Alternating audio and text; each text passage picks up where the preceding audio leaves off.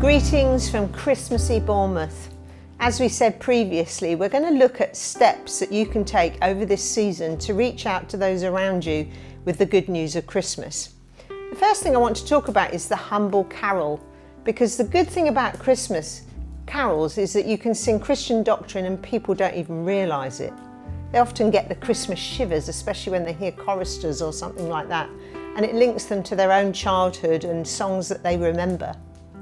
Now, whether it's going around your neighbourhood in a small group and singing perhaps with a community life group or something like that, or standing together as many more believers outside Marks and Spencer's at a local shopping mall, just remind you, get permission first before you do that. It's a great way of getting folk in your church involved in a non-threatening evangelistic way. You're not asking them to give their testimony or share their testimony with others. They're just singing and looking happy and joyful for others to join in or walk past. Last Christmas we did it in our neighbourhood and we did it slightly differently.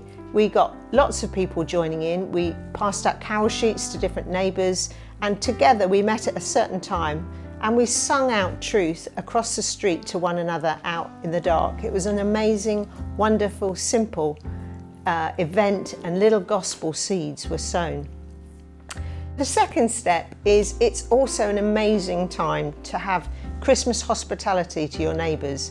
In fact, it's, I think, one of the best times to invite your neighbours or friends or work colleagues over, and you can keep it incredibly simple. You don't have to have a whole drinks cabinet or a full-scale buffet.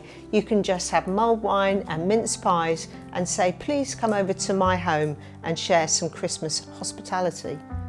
Of course, remember too that they might return the invite, and it's very important that you go back to their house as well. This is community hospitality. It's not just you being hospitable on your terms and then never having time to go back to their place and spend some time with them.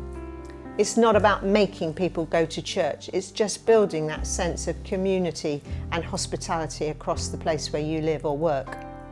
It's also a wonderful time at Christmas to invite maybe a lonely neighbour to join you, perhaps even for Christmas dinner.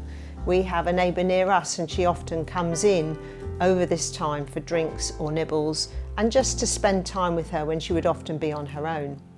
Because although it's a lovely, jolly event for us, for some people it's an extremely lonely time of the year. So enjoy creative hospitality and expect your church to be creative too. Sit with your friends and try and work out a good way of doing this, the best way for you to do it. And then thirdly, interest in Jesus. Sharing your testimony, which sounds incredibly daunting. But I loved a recent comment by Justin Welby about sharing your testimony and sharing it in a way that's so simple, in just the same way that you might almost even breathe without even thinking about it. He said he'd learned to be able to tell a testimony in 20 seconds. So try and do that, rehearse it with a friend in a way so it sounds natural and normal. Justin Welby says, if I'm asked about my faith, I say, a very long time ago, someone explained to me all about Jesus and how his death made it possible for me to know God was real. And that's completely transformed my life all the way since, despite my many stupidities and ups and downs. So think of just a couple of sentences, and again, this might be different things to different people and situations, and then take the plunge and do it as often as you can.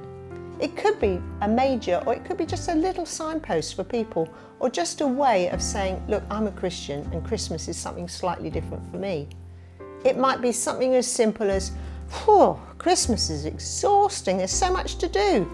It's so easy to forget that God sent the gift of his son Jesus on that first Christmas. That's the best gift of all. That keeps me sane at this crazy time of the year.